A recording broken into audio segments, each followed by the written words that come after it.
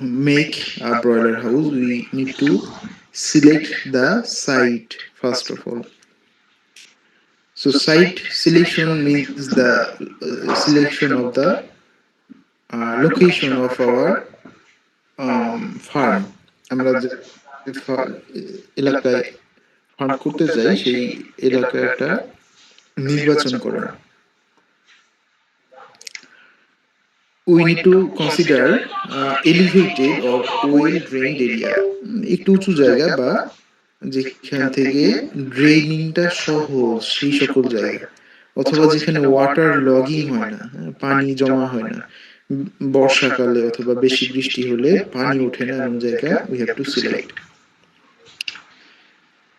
And also it have to be away from residential zone or other poultry farms, at least half kilometer away. কমপক্ষে this is minimum half kilometre দূরে অবস্থিত হতে হবে। Residential area থেকে দূরে হওয়ার কারণ হচ্ছে যে ফার্মের একটা নিজস্ব সাউন্ড আছে, তাই না? বিশেষ করে আমরা যদি চিকেন ফার্ম করি, that is noisy, quite noisy. এছাড়াও ফার্ম থেকে স্মেল তৈরি হবে, গন্ধ, এটা রেসিডেন্সিয়াল এরিয়ার জন্য খুব একটা ভালো না, because they will frequently complain, তাই না? সো সেখানে অপারেশনটা হার্ড হয়ে যাবে। এবং আদার পোলট্রি ফার্ম থেকে দূরে রাখার উদ্দেশ্য হচ্ছে পোলট্রি ফার্মগুলো কিন্তু নিজেরাই একটা সোর্স অফ মাইক্রো অর্গানিজম, তাই না? বিভিন্ন ধরনের মাইক্রো অর্গানিজম ফার্মগুলোতে থাকে। এখন কোনো একটা ফার্ম যদি কোনো কারণে এফেক্টেড হয় কোনো ডিজিজ দ্বারা, এবং সেই ডিজিজ যদি কন্টাজিয়াস হয়, এটা কিন্তু খুব সহজেই এই 500 মিটার বা হাফ কিলোমিটার ডিস্টেন্স কভার করে আমাদের ফার্মে চলে আসতে পারে। হ্যাঁ, বাতাসের মাধ্যমেই অথবা পানির মাধ্যমে চলে আসতে পারে। সো এই জন্য হ্যাঁ ডিস্টেন্সটা মেনটেন করতে হয়। Availability of clean water and electricity, easy access two road for feed intact and market support. ফার্মে ফিড নিয়ে আসা এবং ফার্ম থেকে আমাদের ইন্ড প্রোডাক্ট যেমন ব্রয়লার চিকেন মার্কেটে নিয়ে যাওয়া, এই সকল ফ্যাসিলিটি যাতে এনশিওর থাকে, এই ধরনের জায়গা সিলেক্ট করতে হয়। জায়গা সিলেক্ট হওয়ার পরে এখন আমরা যখন হাউজিং ডিজাইন করব, ওই সময় আমাদের হাউজের যে ওরিয়েন্টেশন বা ডিরেকশন এটা ফিক্স করতে হবে। সো যখন ওরিয়েন্টেশন ফিক্স করতে হবে, we need to consider that our house must be east West oriented house. East West oriented house যদি এটা ইস্ট হয়, সরি এখানে লেখা আছে, আচ্ছা এটা ওয়েস্ট এবং এটা ইস্ট। সো ইস্ট ওয়েস্ট বরাবর হাউসটা লম্বালম্বি ভাবে থাকবে। আর যে প্রস্থ এটা থাকবে হচ্ছে দেখানো হয় রং ওরিয়েন্টেশনটা হচ্ছে ইস্ট ওয়েস্ট বরাবর তার কিন্তু এই যে যে প্রস্থ রয়েছে বা ঘরের লম্বা অংশটা রয়েছে, এর কারণে এই ওরিয়েন্টেশনটা যে সমস্যাটা সেটা হচ্ছে আমাদের দেশ তো এমনিতেই গরম প্রধান দেশ, তাই না? সো যেহেতু এখানে হট টেম্পারেচার বেশি থাকে, ইভেন উইন্টারেও টেম্পারেচার অতটা ড্রপ করে না। সো এখানে যখন সারাদিন সূর্যের আলোটা এই পাশের ওয়ালে পড়বে, আবার সারা বিকেল এই পাশের ওয়ালে পড়বে, সো এই ঘরটা খুব গরম হয়ে যাবে। হ্যাঁ, and the broiler chickens are very prone two hit stress, তাই না? কাজেই এই ধরনের ওরিয়েন্টেশন রাখা যাবে না। বরঞ্চ যদি এইভাবে রাখা হয় তাহলে সূর্যের সরাসরি যে তাপটা এটা কিন্তু সাইড ওয়ালে কম পড়বে, তাই না? কম পড়ার সুযোগ পাবে। সো এই ওরিয়েন্টেশনটা করা উচিত। এছাড়াও নর্থ অ্যান্ড সাউথ যখন এই লার্জ ইন্ডে থাকে, তখন কিন্তু এই যে যখন বায়ু প্রবাহ হয় আমাদের, আমরা যেটা জানি যে মূলত দক্ষিণ থেকে বায়ু প্রবাহিত হয়। সো বাতাসটা যখন প্রবাহিত হবে তখন এই শেডের ভেতর দিয়ে বাতাসটা যেতে পারবে, এখান থেকে এখান দিয়ে ক্রস হয়ে যাবে, ভেন্টিলেশনটা প্রপার হবে। হ্যাঁ, ভালো ভেন্টিলেশন হবে। সো সব দিক বিবেচনায় এই ওরিয়েন্টেশনটা আমাদের রাখতে হবে।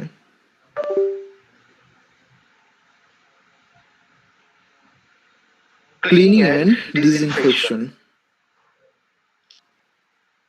ক্লিনিং এবং ডিসইনফেকশনটা হচ্ছে এটা যেমন নতুন ফার্মের ক্ষেত্রে হয়তো এভাবে করার প্রয়োজন নেই, কিন্তু একটা ফার্ম ধরো যে আগে একটা ব্রয়লারের ব্যাচ ছিল, ব্রয়লার পালন করা হয়েছে, সেটা মার্কেটিং করা হয়েছে।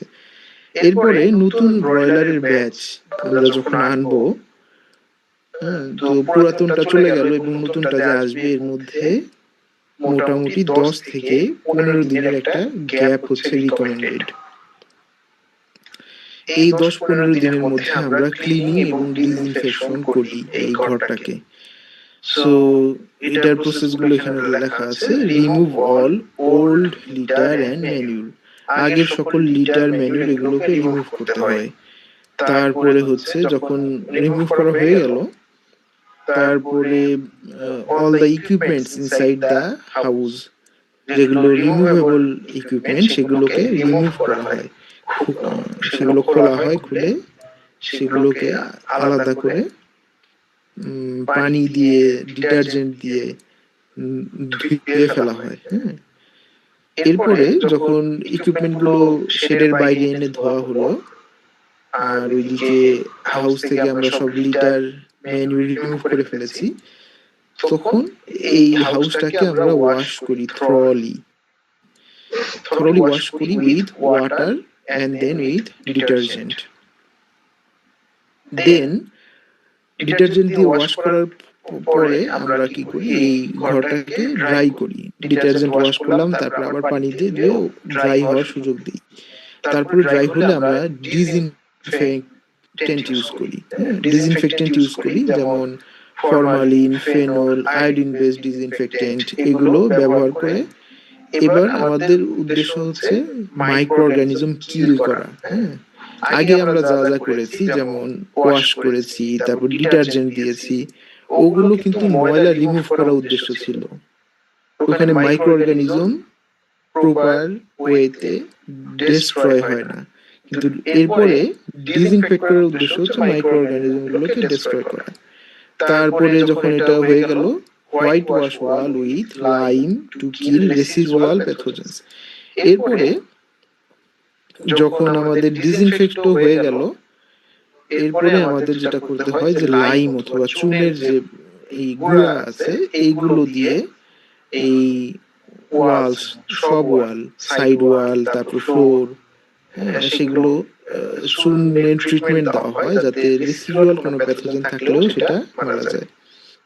এরপরে আমরা ফাইনালি সেই লাইম গুলো রিমুভ করে ফেলি ফ্লোর থেকে, এবং এই সময় আমরা কনসিডার করি there is no micro organism inside the house anymore, এবং তারপরে আমরা এই ঘরটাকে রেস্ট রাখি। হ্যাঁ, রেস্ট রাখি যে হয়তো এটা কমপ্লিট হয়ে গেল, তারপর 2-3 দিন পরে দেখা যাচ্ছে আমাদের যখন 15 দিন বা 10 দিন পার হয়ে গেল, ওই সময় আমাদের বাচ্চা আসবে এবং আমরা বাচ্চা রিসিভ করব।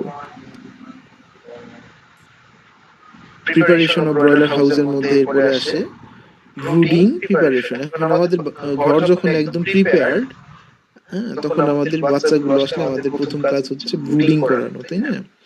তো ব্রুডিং নিয়ে আমরা গত ক্লাসেও কথা বলেছি। ব্রুডিং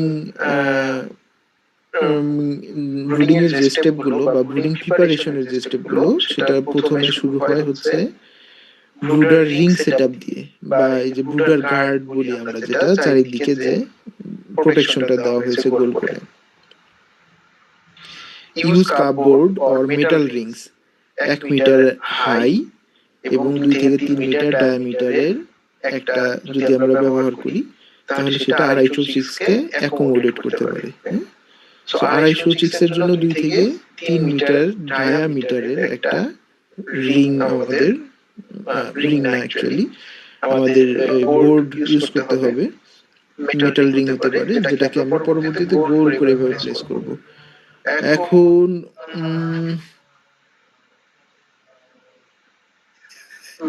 মূলত আমরা যখন এই ধরনের ব্রুডিং করি, গ্রুপ ব্রুডিং বলা হয় এটাকে।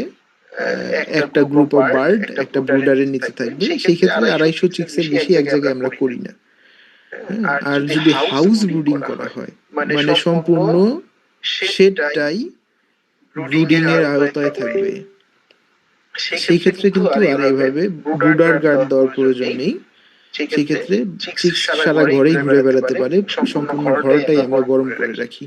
কিন্তু সেটা কিন্তু কস্টলি। হ্যাঁ, কস্টলি। এছাড়াও আবার আমরা অনেক চেষ্টা করেও দেখা যায় যে সারা ঘরে একই টেম্পারেচার বজায় রাখা পসিবল হয় না। সেই জন্য কস্ট ইফেক্টিভ এবং এফিশিয়েন্ট ওয়ে হচ্ছে এই ধরনের গ্রুপ ব্রুডিং করা। 250 চিক্সের জন্য এই ফ্যাসিলিটি আমাদের। এই ব্রুডার গার্ড দেওয়ার পরে মূলত আমরা কি করি, ব্রুডার গার্ডের ভেতরে আমরা লিটার বিছিয়ে দিই। এইখানে ছবিতে যদিও চারিদিকে লিটার দেওয়া, এইভাবে না, মূলত ব্রুডার গার্ড দেওয়ার পরে, যেহেতু লিটারেরও মার্কেট ভ্যালু আছে, সো ব্রুডার গার্ড দেওয়ার পরে আমরা তারপরে ভেতরে লিটার দিই। এটা 5 থেকে 8 সেন্টিমিটার লেয়ার। এটা হতে পারে রাইস হাস্ক দিয়ে, অথবা যে রাইস হাস্ক তোমরা নিশ্চয় চেনো, ধানের সবচেয়ে বাইরের যে কোটিং, হলুদ বা গোল্ডেন কালার যে কোটিংটা, এটা। তারপরে সডাস্ট, কাঠের গুঁড়া অথবা উড শেভিংস, কাঠ সমান করার জন্য যে চেঁচে চেঁচে ফেলানো হয় না, সেখান থেকে যে উচ্ছিষ্টাংশটা আসে সেটাকে উড শেভিংস বলা হয়। তো এগুলো আমরা ব্যবহার করতে পারি বেডিং ম্যাটেরিয়াল হিসেবে বা লিটার হিসেবে। এরপরে আমাদের হিট সোর্স প্রয়োজন, যেখান থেকে তাপ দেওয়া হবে। সো হিট সোর্সটা হতে পারে ইলেকট্রিক ব্রুডার হতে পারে। এখানে এই যে ইলেকট্রিক ব্রুডারের ছবি দেওয়া আছে। ইলেকট্রিক ব্রুডারের প্রিন্সিপালটা খুবই জেনারেল, আর I mean not so complicated. আমরা যে বাসা বাড়িতে হিটার চুলা ব্যবহার করা হতো অনেক ক্ষেত্রে আগে, এখন করা হয় না। সো সেই হিটার গুলো, হিটারের যে কয়েলটা থাকে, এই কয়েলটাই কিন্তু দুই প্রান্তের সাথে অ্যাড করে দেওয়া হয়, এবং এটা আমরা জানি যে they can produce a lot of energy. তো এখান থেকে যখন হিট প্রডিউস হয়, তখন হিটটা ডিস্ট্রিবিউট হয় সেই সম্পূর্ণ এরিয়া জুড়ে। এই হিটটা যাতে উপর দিকে চলে না যায় বেশিটা, এই জন্য কিন্তু আমরা উপরে এই যে প্রোটেকশনটা দিই, এটাকে বলা হয় হপার।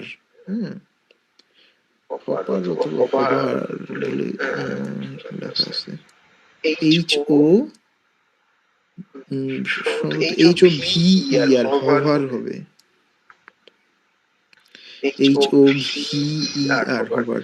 সো এই হভার যেটা দেওয়া হয়, হভার দেওয়ার উদ্দেশ্য হচ্ছে তাপ যাতে উপরে দিকে না চলে যায়, নিচের দিকে ডিস্ট্রিবিউট হয়।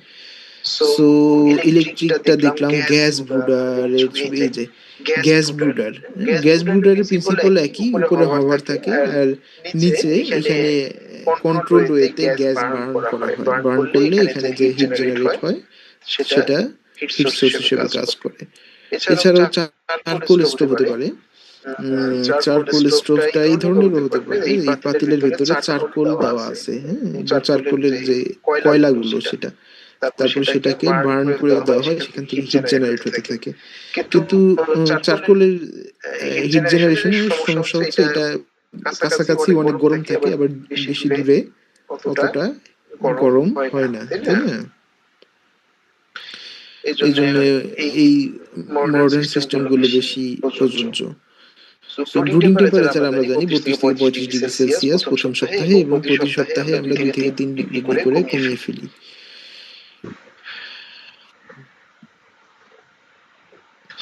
এবং বাচ্চা রিসিভ করার 6 থেকে 8 ঘন্টা আগেই কিন্তু সেই হিটার গুলো চালু করে দিতে হবে, যাতে অলরেডি গরম থাকে।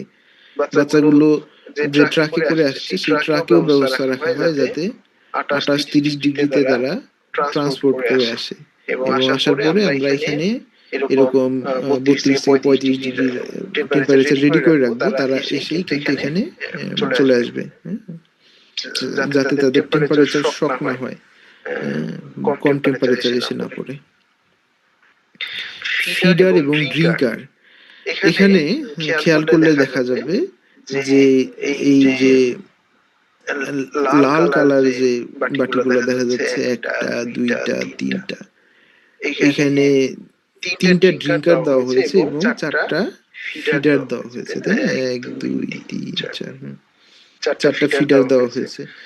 সো এইভাবে তিনটা তিনটা বা তিনটা চারটা করে রেডি করে রাখা হয়েছে। মূলত একটা ফিডার এবং একটা ড্রিঙ্কার 50টা বার্ডের জন্য এনাফ। সেক্ষেত্রে চারটা দিলে 200টা বার্ডের জন্য মোটামুটি এনাফ। সো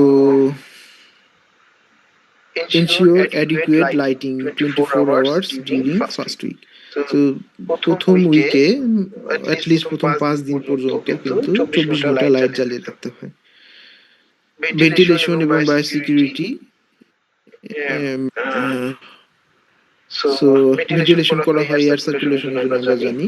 এছাড়াও ফুটবাথ, যেটা এটা প্রত্যেকটা শেডের এন্ট্রিতে এবং ফার্মের মেইন এন্ট্রিতে ফুটবাথ দিয়ে রাখতে হবে, এবং ডিসইনফেক্টেন্ট স্প্রে আরও দিতে হবে। যেমন পায়ের টান হয় ফুটবাথ দিয়ে গেল, কিন্তু হাতে যদি কোনো অর্গানিজম থাকে, সেটা এই যে স্প্রেগুলো যদি থাকে, আমরা স্প্রে করে তারপরে কাজে যেতে পারি। Restrict visitor entry and maintain records of movement. So that is how we can prepare our shed. এরপরে শেড ক্লিনিং এবং ডিসইনফেকশন, এইটা ইন ডিটেইল, হ্যাঁ, কিভাবে করতে হয় সেটা এখানে লেখা আছে। আমরা অলরেডি বলেছি, প্রথমে ড্রাই ক্লিন করা হয়, যে সবগুলো ইনগ্রেডিয়েন্ট খুলে বের করা হয়, তারপরে সব ডাস্ট, ড্রাই অর্গানিক ম্যাটার, হ্যাঁ, এগুলো কিন্তু ই করা হয়, শেড থেকে বের করা হয়। এই জন্য আমরা কম্প্রেসড এয়ার ব্যবহার করতে পারি। এয়ার ব্যবহার করা হয় না আমাদের দেশের ক্ষেত্রে সচরাচর, এই যে এইগুলো যেগুলো কি বলে, শোভেলস,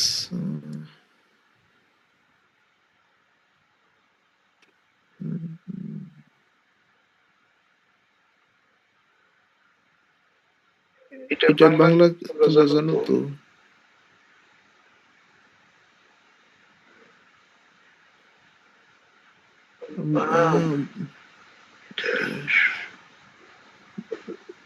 যে হয়তো বা ফার্মে ময়লা তোলার জন্য যে এটা হাতলটা ব্যবহার করা হয় আর কি। এটা তো ওকে।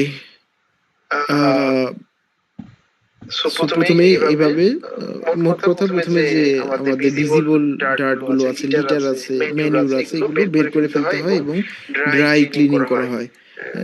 কোথায় কোথায় স্কেল ফর্ম হয়েছে, কোথায় ময়লাগুলো শক্ত হয়ে গেছে, এগুলো আমরা রিমুভ করে ফেলি। এরপরে ওয়েট ক্লিনিং করা হয়। ওয়েট ক্লিনিং এর মধ্যে পরে হচ্ছে পানি দিয়ে ধোয়া, তারপর ডিটারজেন্ট দিয়ে ধোয়া, এইসব পড়ে। এরপরে ফাইনাল স্টেপ হচ্ছে ফিউমিগেশন। ফিউমিগেশন একটা ডিসইনফেকশন প্রসেস।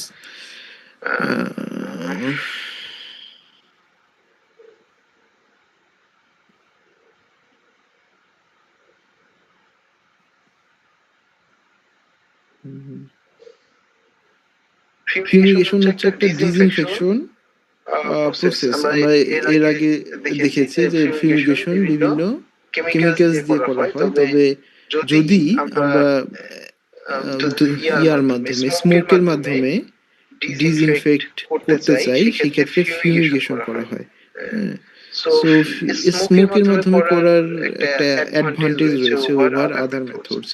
সেটা হচ্ছে স্মোক এমন সকল জায়গায় প্রবেশ করতে পারে যেখানে আমাদের অন্যান্য ডিসইনফেক্টেন্ট, সেটা স্প্রে ফর্মে হোক অথবা লিকুইড ফর্মেই হোক না কেন, সেটা প্রবেশ করতে পারে না। হ্যাঁ, ওয়াটার মানে গ্যাস ফর্মে যেগুলো পসিবল হয়, এই জন্য অনেকে ফিউমিগেশনটা এই করে বেশি প্রেফার করে। So fumigation is a method of disinfection or destruction of harmful organism in an environment by using fumigants. ফিউমিগ্যান্ট ব্যবহার করে বা স্মোক প্রডিউস করে এই ধরনের ইনগ্রেডিয়েন্ট ব্যবহার করে ফিউমিগেশন করা হয়। গ্যাস অথবা ফিউম তারা রিলিজ করে। The purpose of fumigation is to destroy disease organism that could affect chick, poult or ducklings, especially disease like fowl, typhoid, oloram, endemic, tremor, infectious bronchitis, etc. Fumigation okay, so fumigate করা হয় after liquid disinfection has been completed and the equipment has been installed again. So আমরা যেটা বলেছিলাম যে আমরা কিন্তু যে এই করি যেটা ইকুইপমেন্ট গুলো আমরা শেড থেকে খুলে খুলে বের করে বাইরে এনে পরিষ্কার করি, তাই না? পরিষ্কার করি, সেটাকে ড্রাই ক্লিন করা হয়, এরপরে আবার ডিটারজেন্ট ওয়াটার দিয়ে ক্লিন করা হয়। সো ওয়েট ক্লিনেও সে হলো। যখন এই ইকুইপমেন্টের ওয়েট ক্লিনিং শেষ হয়ে যাবে তখন এই ইকুইপমেন্টগুলো আমরা আবার আমাদের শেডের ভেতরে নিয়ে আবার ফিট করব জায়গা মতো। ফিট করার পর তারপরে লাস্টলি ফিউমিগেট করা হয় যাতে করে এই ইকুইপমেন্টগুলো ফিউমিগেশনের ইয়েতে আসে আর কি, ক্যাপাসিটির মধ্যে আসে। এবং ফিউমিগেশনের সময় আমাদের অবশ্যই appropriate PPE ইউজ করতে হবে, পার্সোনাল প্রোটেক্টিভ ইকুইপমেন্ট আর PPE ইনক্লুডস দিস। ফিউমিগেশনটা দুই ধরনের হয়ে থাকে।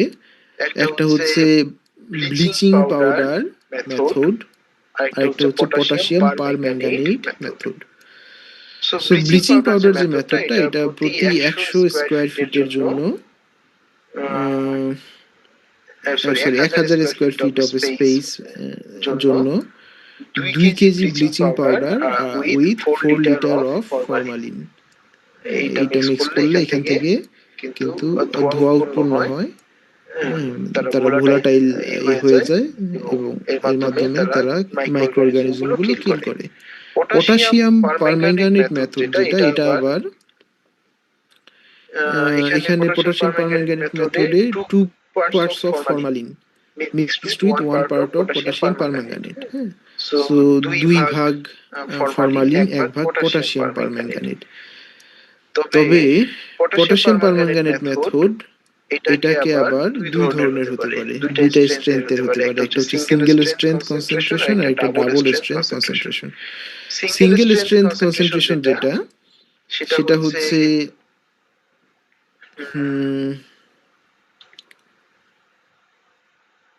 প্রতি এই রেশিওটা একইভাবে মেনটেন করা হয়। এটা হচ্ছে 2:1, 2 ভাগ ফরমালিন 1 ভাগ পটাশিয়াম পারম্যাঙ্গানেট। কিন্তু এইটা হচ্ছে 2.83 স্কোয়ার মিটারে আমরা এইভাবে দিব, সিঙ্গেল স্ট্রেংথ বলা হয় এটাকে। আর যদি আমরা এই 2.83 স্কোয়ার মিটারেই এই ভলিউমগুলো দ্বিগুণ করে দিই, যেমন 80 ml অফ ফরমালিন আর 20 গ্রাম অফ পটাশিয়াম পারম্যাঙ্গানেট, এটা বলা হয় ডাবল স্ট্রেংথ। সিঙ্গেল স্ট্রেংথ করা হয় যেখানে আগে কখনো ডিজিজ হয়নি, সেখানে সিঙ্গেল স্ট্রেংথ করা হয়। ডাবল স্ট্রেংথ হচ্ছে যেখানে এর আগের ব্যাচে ডিজিজ হয়েছে, আগের ব্যাচে ডিজিজ হয়েছিল, এখন এই ব্যাচ আমরা নতুন করে তোলার সময় তখন কিন্তু ডাবল স্ট্রেংথ ফিউমিগেশন করা হয়। ফিউমিগেশনের স্টেপগুলো এখানে লেখা আছে, আমি খুব সহজভাবে বলে দিই। যেটা করতে হয় সেটা হচ্ছে, ফিউমিগেশন যখন আমাদের ওয়েট ক্লিনিং শেষ হয়ে গেল এবং আমরা ইকুইপমেন্টগুলো সব সেট করে ফেললাম, এরপরে আমরা ফিউমিগেশন করব। ফিউমিগেশনের জন্য প্রথমেই আমাদের একটা পাত্র দরকার, যে পাত্রে আমরা এই যে পটাশিয়াম পারম্যাঙ্গানেট নিব। ওকে, পটাশিয়াম পারম্যাঙ্গানেট নিব, এরকম একটা পাত্র প্রয়োজন। সো আমরা যেটা করব, আমাদের যে ফার্ম অথবা শেডে ঢুকবো, ঢুকে এটার সকল দরজা জানালা সবকিছু বন্ধ করে দিতে হবে। বন্ধ করে দিয়ে চারিদিকে সিল করব, ভেন্টিলেশন ক্লোজ করে দিব, করে একটা পাত্রে এই পটাশিয়াম পারম্যাঙ্গানেট আমাদের যতটুকু প্রয়োজন, হ্যাঁ, প্রতি 2.83 স্কোয়ার মিটার জায়গার জন্য আমরা সিঙ্গেল স্ট্রেংথ অথবা ডাবল স্ট্রেংথ যেটা চুজ করি সেই অনুযায়ী আমাদের ইনগ্রেডিয়েন্ট নিতে হবে।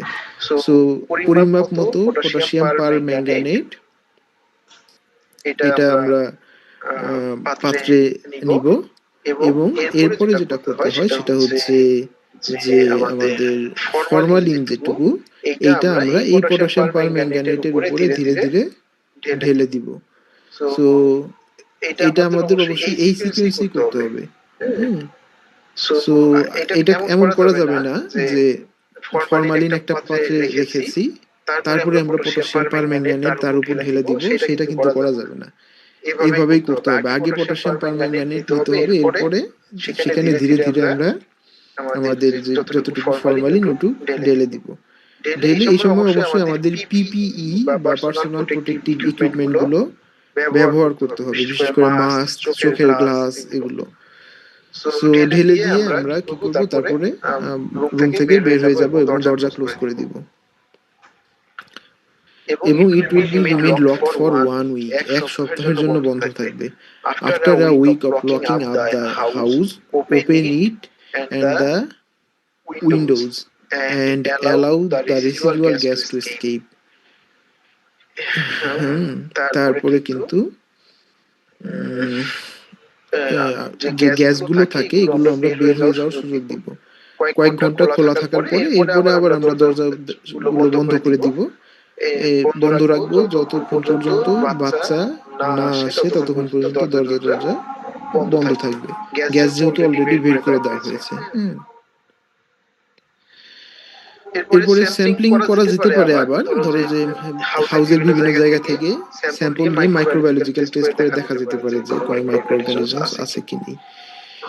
দেন our next chapter is brooding house, brooding of broiler chicks.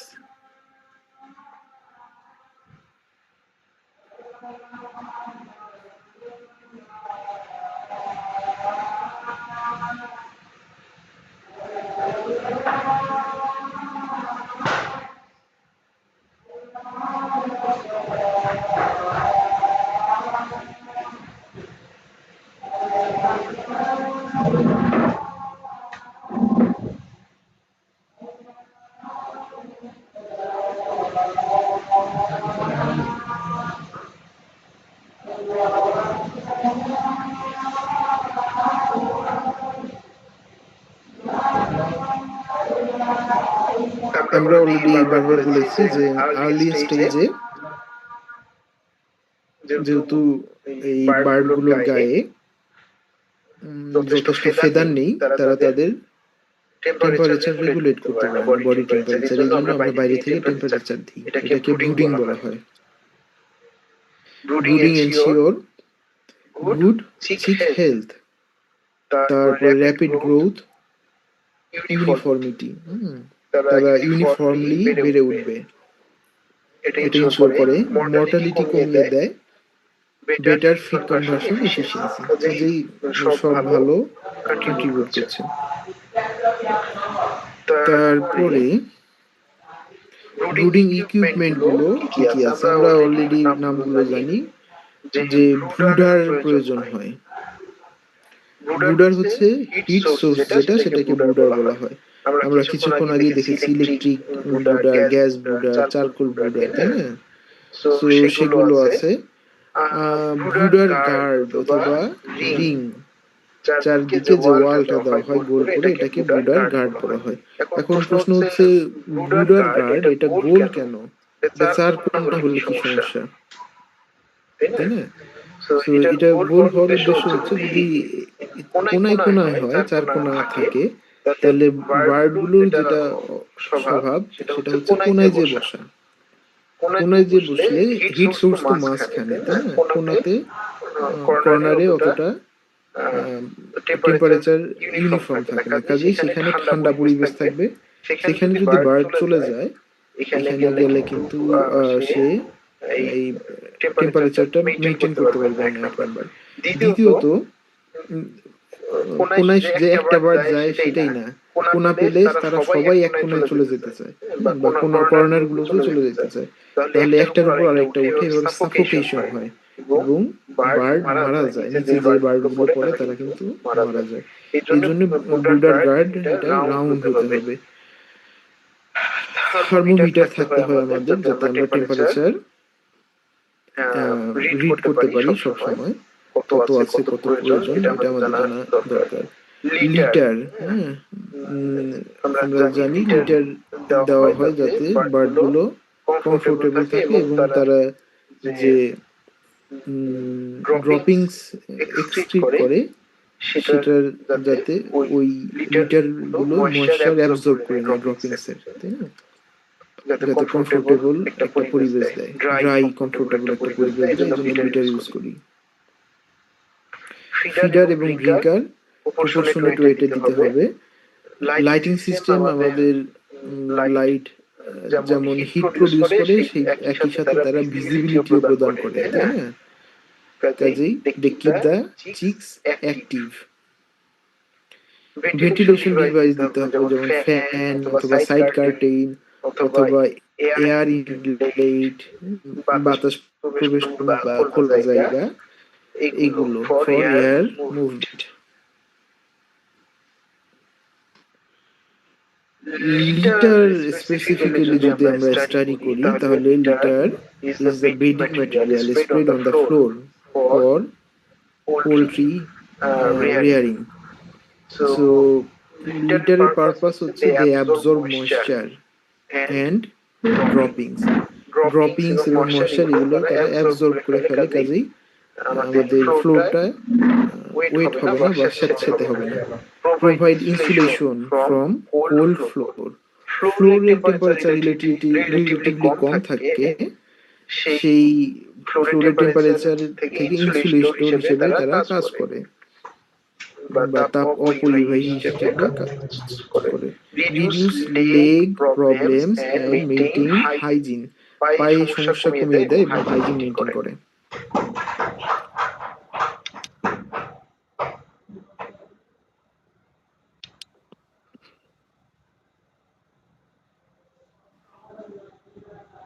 একটা ভালো লিটার শুকনা হয়, পরিষ্কার হয় এবং free from mould, dust etcetera. তারপরে তারা ভালো অ্যাবজর্বেন্ট হয়, মানে অনেক পরিমাণ পানি তারা অ্যাবজর্ব করে নিতে পারে, শোষণ করতে পারে, এবং সেখানে কোনো টক্সিক সাবস্টেন্স থাকে না, এবং সেগুলো ইজিলি অ্যাভেলেবল হতে হবে আমাদের লোকালিটিতে, তাহলে এটাকে আমরা একটা গুড লিটার বলতে পারি। লিটার ম্যানেজমেন্টের মধ্যে রয়েছে 5 থেকে 8 সেন্টিমিটার ডেপথ করে আমাদের বিছিয়ে দিতে হবে। তারপরে হচ্ছে এটাকে প্রতিদিন স্টায়ার করে দিতে হবে, নাড়িয়ে চাড়িয়ে দিতে হবে টু প্রিভেন্ট কেক ফর্মেশন। এই যেখানে কেক ফর্মেশন দেখা যাচ্ছে, সো আমরা যদি নাড়িয়ে চাড়িয়ে না দিই, এই দেখো এটা হলো একটা সডাস্ট বলা হয়, এই যে সডাস্ট, সডাস্ট লিটার কেমন কেক হয়ে গেছে, হ্যাঁ, কাজে এটার কিন্তু আর কোনো ভ্যালু নেই, কেননা এইটা এখন নিজেই আর কোনো ওয়াটার অ্যাবজর্ব করতে পারবে না, এটা শক্ত হয়ে গেছে, কাজে এরকম হতে দেওয়া যাবে না, আমাদের নাড়িয়ে চাড়িয়ে দিতে হবে। Replace wet or cake litter immediately, maintain moisture content around 20 to 25%। আর এখানে যে রাইস হাস্কের ছবি দেওয়া আছে, তারপরে এটা হচ্ছে উড শেভিংস, আর এটা হচ্ছে স ডাস্ট।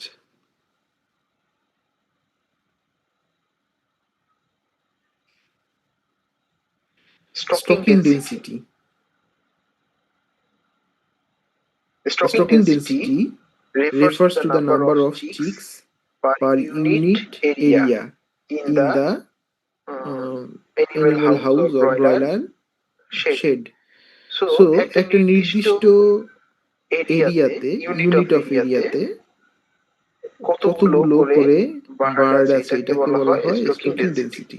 আমাদের ধরো যে 1000 স্কোয়ার ফিটের একটা আহ, ব্রয়লার শেড আছে।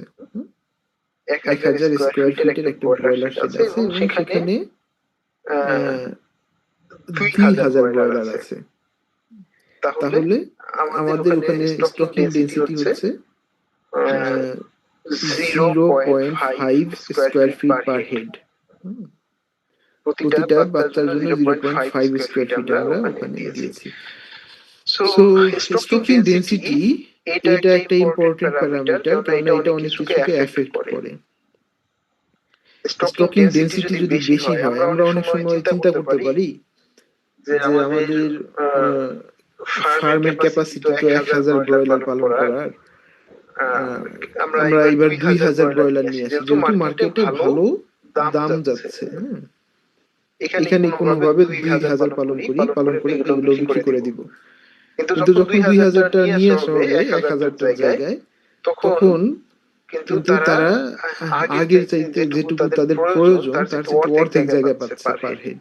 এবং তারা তখন এরকম গ্যাদারিং করে থাকবে। এরকম গ্যাদারিং করে থাকলে যে সমস্যা, এই যে এই ইয়াতে স্পেসে বা এই চিপায় যে বার্ডটা পড়েছে, তার খাদ্য প্রয়োজন হলে বা পানি প্রয়োজন হলে সে মুভই করতে পারবে না। হ্যাঁ, So যখন মুভ করতে পারছে না, তখন কিন্তু খাবার পানি থেকে ডিপ্রাইভ হচ্ছে এবং আলটিমেটলি এই বার্ডটা উইক হয়ে যাবে। এই বার্ডটা ডিজিজ প্রোন হয়ে যাবে, সহজেই মাইক্রোব দ্বারা আক্রান্ত হবে। এবং যখন একটা বার্ড আক্রান্ত হয়, আদার ফ্লকস উইল অলসো বি অ্যাফেক্টেড। এই জন্য স্টকিং ডেন্সিটিটা এত important to know. Overcrowding leads to stress, uneven growth, and an increased risk of disease. Provide adequate floor space 0.06 থেকে 0.09 স্কোয়ার মিটার পার বার্ড। এটা হচ্ছে অপটিমাম ফর ডিপ্লিটার সিস্টেম। সো ডিপ্লিটার সিস্টেমে আমাদের এই পরিমাণ জায়গা দেওয়া প্রয়োজন। এখানে একটা রিকমেন্ডেড স্টকিং ডেন্সিটির এক্সাম্পল দেওয়া আছে ব্রয়লারের জন্য। প্রথম 2 সপ্তাহ প্রতি স্কোয়ার মিটারে 40 থেকে 45টা চিক্স। এরপরে যখন আরেকটু বড় হবে তারা, 3 থেকে 6 সপ্তাহ, এই সময় আমরা হলো প্রতি স্কোয়ার মিটারে 20 থেকে 25টা চিক্স। এরপরেও যদি রাখা হয়, হ্যাঁ, তাহলে কিন্তু তাদের জায়গা আরো বেশি দিতে হবে। 10 থেকে 12টা করে রাখা যাবে এক স্কোয়ার মিটার এরিয়াতে। সো এইটা হচ্ছে recommended space for them. Then we have to talk about feeder.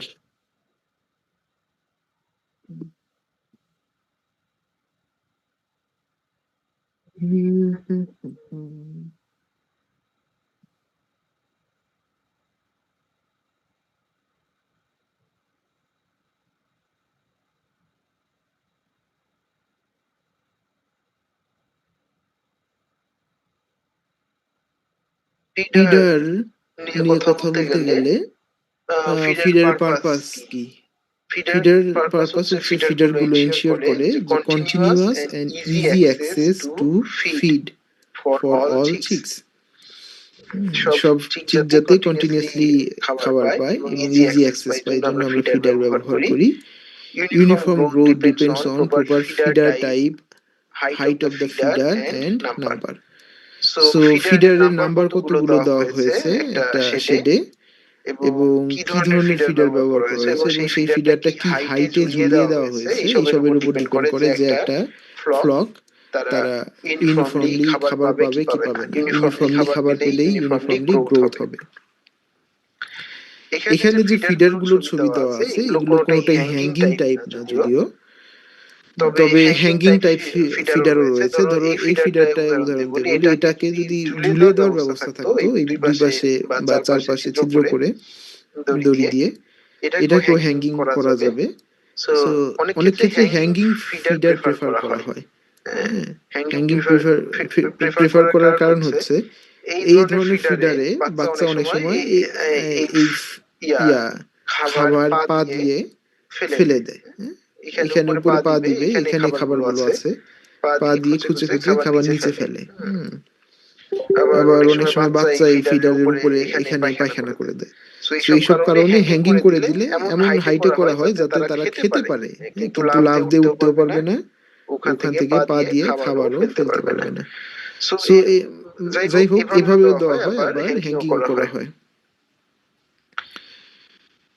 Feed management বা ফিডার ম্যানেজমেন্ট যদি দেখি, প্রথম সপ্তাহ use chick tray or paper to encourage feeding. প্রথম সপ্তাহে যেহেতু বাচ্চারা এখনো ফিড চেনে না, হ্যাঁ, এই ক্ষেত্রে যেটা করা হয় যে আমরা যে লিটার বিছিয়ে দিয়েছি এটাকেও বাচ্চাগুলো খাবার মনে করে। এই জন্য প্রথম সপ্তাহে রিকমেন্ড করা হয় যে লিটারের উপরে আবার পেপার বিছিয়ে দেওয়ার জন্য, কাগজ, হ্যাঁ, কাগজ বিছিয়ে তার উপরে খাবার এভাবে ছিটিয়ে দিতে। বাচ্চাগুলো যেহেতু খাবার চেনে না, তারা এই ফ্লোরে এগুলো কিন্তু খেয়ে দেখে কাজেই কাগজটা না দিলে তারা লিটার খেয়ে ফেলতো। হ্যাঁ, সো লিটারে যেহেতু নিউট্রিশন তেমন একটা নেই, তাদের জন্য এটা ক্ষতিকারক হবে। আবার যদি আমরা লিটারটা ঢেকে দিই কাগজ দিয়ে এবং তারপরে আমরা ফিডার দেই, এভাবে খাবার বিছিয়ে না দিই, হ্যাঁ, ধরো প্রথম দিনই আমরা লিটার কাগজ দিয়ে ঢেকে দিয়েছি ঠিকই আছে, কিন্তু এভাবে দিয়ে দিয়েছি, ফিডার দিয়ে দিয়েছি, এভাবে লিটারে সরি কাগজের উপরে খাবার ছিটিয়ে দেইনি, তাহলে অনেক সময় বাচ্চাগুলো খাবার রিকগনাইজ করতে পারে না। এজন্য প্রথম সপ্তাহে বলা হয় যে খাবারগুলো এভাবে ছিটিয়ে দিতে কাগজের উপর। এটাকে পেপার ফিডিং বলা হয়। তো তারা এইভাবে এখান থেকে টুকরে টুকরে খায়। এরপরে যখন 5 দিন বা 6 দিন হয়ে গেছে, তখন যেটা করা হয় যে এই যে এখানে দেখা যাচ্ছে যে কাগজের উপরে তো খাবার আছেই, হ্যাঁ, এটা এখনো চলমান আছে, ধরো এটা 5 দিন বা 6 দিনের সিনারি, পাশাপাশি তারা এই ফিডার গুলোতে এখন খাবার দিয়ে দেয়।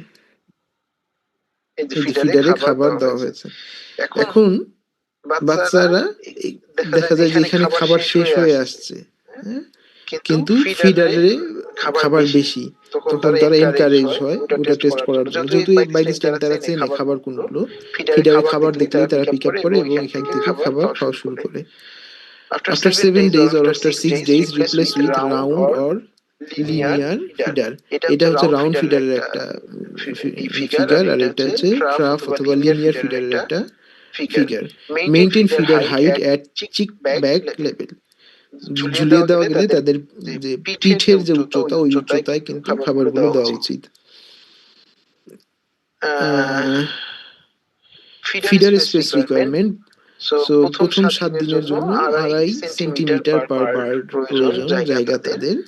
এরপরে 2 থেকে 6 সপ্তাহের জন্য 5 থেকে 7.5 সেন্টিমিটার পার বার্ড। সো এইগুলো সব আর্লি স্টেজের ছবি। এখানে এই যে যে হেড স্পেস দেখা যাচ্ছে, যতটুক দিয়ে একটা বাচ্চার মাথা ঢুকে খাবার খেতে পারে এইটুকু জায়গায় তার জন্য বরাদ্দ। এটা মোটামুটি 2 থেকে 2.5 সেন্টিমিটার জায়গা। হ্যাঁ,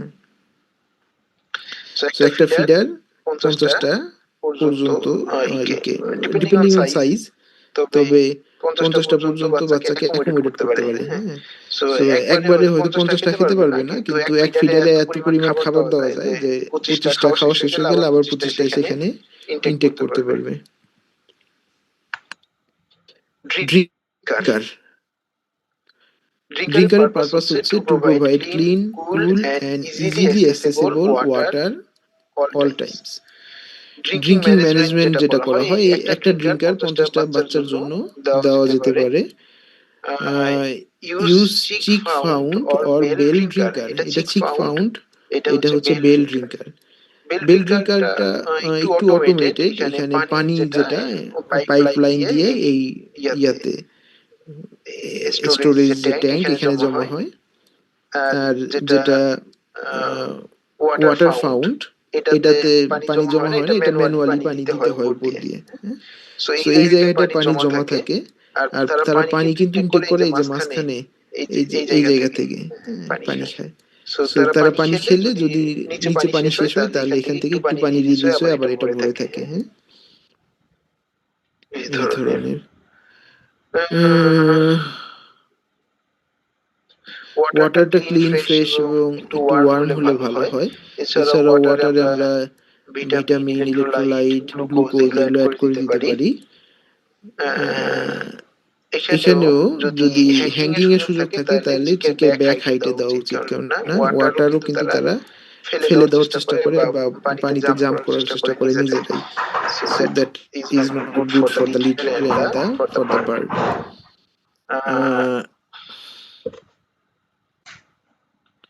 টেম্পারেচার নিয়ে যদি আমরা কথা বলি, টেম্পারেচার তোমরা বাই দিস টাইম জানো, ফার্স্ট উইকে আমরা 32 থেকে 35, এরপরে প্রতি সপ্তাহে 2 থেকে 3 কমিয়ে কমিয়ে যখন 24 থেকে 26 ডিগ্রিতে চলে আসে, তখন আর আমাদের এক্সটার্নাল হিটিং এর প্রয়োজন নেই। আমাদের রুমের টেম্পারেচারই যেহেতু 24-26-এর মধ্যে ঘোরাঘুরি করে। তবে যদি রুমের টেম্পারেচার এমন হয় 27-29 যাচ্ছে, হ্যাঁ, 27 থেকে 29-এর মধ্যে, তাহলে তৃতীয় সপ্তাহেই আমরা ব্রুডিং বন্ধ করে দিব। তার মানে রুম টেম্পারেচারের সাথে ম্যাচ হওয়ার সাথে সাথেই ব্রুডিংটা ক্লোজ করে দিব আমরা।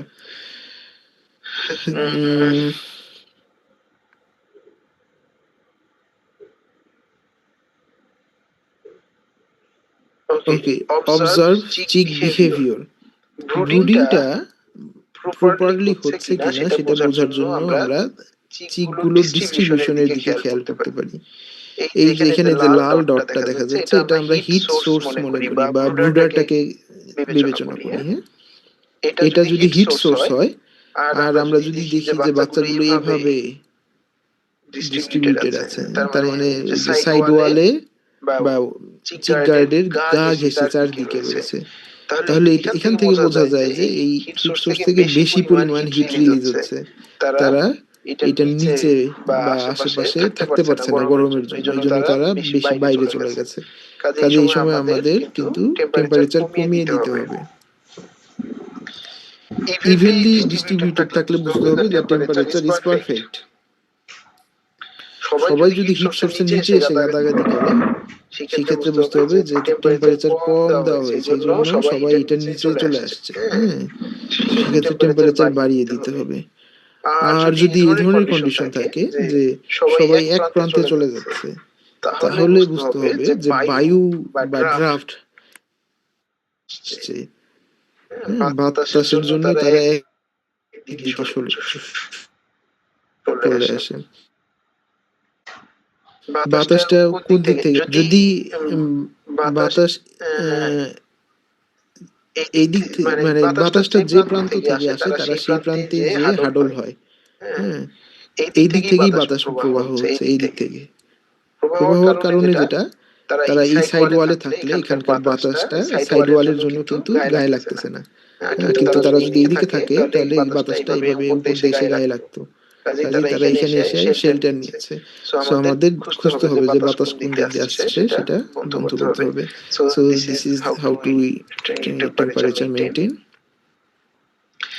Ventilation maintain. সো ভেন্টিলেশন বিভিন্নভাবে করা হয়ে থাকে আমরা জানি। এর উদ্দেশ্যটা হচ্ছে আমরা ফ্রেশ এয়ার এটা ভেতরে শেডের ভেতরে ঢুকাতে চাই এবং ভেতরের স্টেল এয়ার, তারপরে ইনক্রিজড ময়েশ্চার, অ্যামোনিয়া, এগুলো আমরা বাইরে বের করে দিতে চাই। ইম্পর্টেন্ট হচ্ছে supply oxygen and remove carbon dioxide from the shed, control humidity and odour, prevent respiratory disease. Management আমরা যেভাবে করব, আমরা সবসময় চেষ্টা করব যে রিলেটিভ হিউমিডিটি এটা 60-70% মধ্যে রাখতে, এবং সরাসরি বাতাস যাতে বাচ্চার গায়ে না লাগে, বিশেষ করে আর্লি ব্রুডিং স্টেজে সেদিকে খেয়াল রাখতে হবে। সাইড কার্টেন ব্যবহার করা যেতে পারে, অথবা উইন্ডো অথবা fan to regulate air flow. Side wall, fan, এগুলো এয়ার ফ্লোকে এনশিওর করে। আবার গরম যে এরিয়াগুলো রয়েছে সেখানে আমরা এক্সজস্ট ফ্যান অথবা ইভাপোরেটিভ কুলিং সিস্টেম ব্যবহার করতে পারি। বেশি গরম যে জায়গাগুলো রয়েছে, ধরো যে বাচ্চার প্রয়োজন দ্বিতীয় সপ্তাহে সে 28 থেকে 30 ডিগ্রি সেলসিয়াস, কিন্তু এনভায়রনমেন্ট টেম্পারেচার হলো ওই সময় 35-37°C। সো এই সময় আমাদের কিন্তু আরো কুল ডাউন করতে হবে। সো সেই কুল ডাউন করার জন্য আমরা এক্সজস্ট ফ্যান ব্যবহার করি, এরকম লার্জ স্কেলে এক্সজস্ট ফ্যান ব্যবহার করি। ভেতরের বাতাসকে টেনে বের করে দেয় বাইরে, হ্যাঁ? আর হচ্ছে অন্য ইনলেট দিয়ে আবার নতুন বাতাস ঢুকবে, এদিক দিয়ে বের হয়ে যাবে। অথবা ইভাপোরেটিভ কুলিং সিস্টেম ব্যবহার করা হয়, এই ধরনের কুলিং সিস্টেম।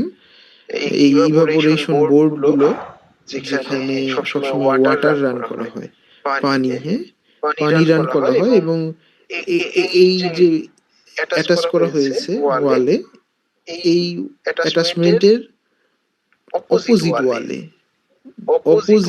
এরকম এক্সজস্ট ফ্যান আছে। সেই এক্সজস্ট ফ্যান কি করে বাতাস টেনে বের করে দেয় এই ঘর থেকে। কাজেই ঘরের ভেতর একটা নেগেটিভ প্রেসার তৈরি হয় না? সো নেগেটিভ প্রেসার কারণে বাতাসটা আবার এই সাইড ওয়াল দিয়ে ঢোকার চেষ্টা করে। তো এই দিক দিয়ে যখন বাতাস ঢোকে, তখন এখানে যেহেতু এই যে ইভাপোরেটিভ সিস্টেমটা, এখানে সবসময় ঠান্ডা পানি রয়েছে, হ্যাঁ?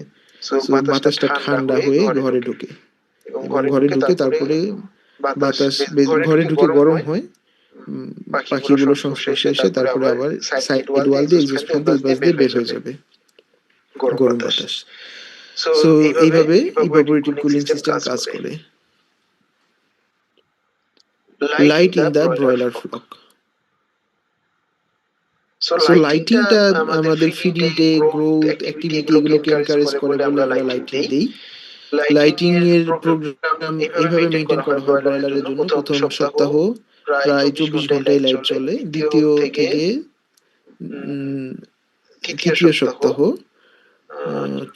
না, এটা হচ্ছে 8 থেকে 21 দিন, হ্যাঁ, 3 সপ্তাহ পর্যন্ত একটু লাইটিং আওয়ার কমিয়ে দেওয়া যেতে পারে, 20 থেকে 22। তারপরে 22 দিনের পরে এটা 18 থেকে 20 ঘন্টা। তার মানে মোটামুটি তারা লাইটেই থাকে সারা জীবন।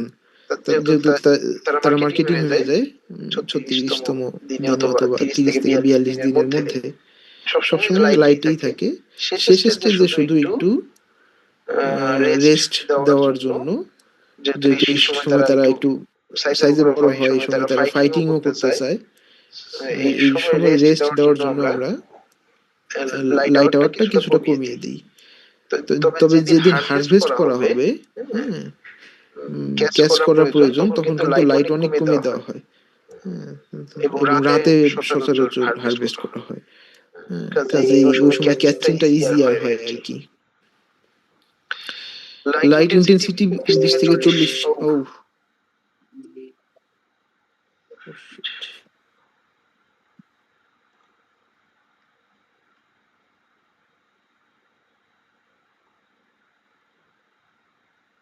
20 থেকে 40 লাক্স ব্রুডিং এর সময়, আর হচ্ছে কমিয়ে 5 থেকে 10 লাক্সে আনা হয় যখন ব্রুডিং পিরিয়ডটা শেষ হয়ে যায়। লাইট কালার মোটামুটি হোয়াইট অথবা ওয়ার্ম লাইট ব্যবহার করা হয় ব্রুডিং এ, আর লাস্ট স্টেজের দিকে ডিম লাইট ইউজ করা হয়।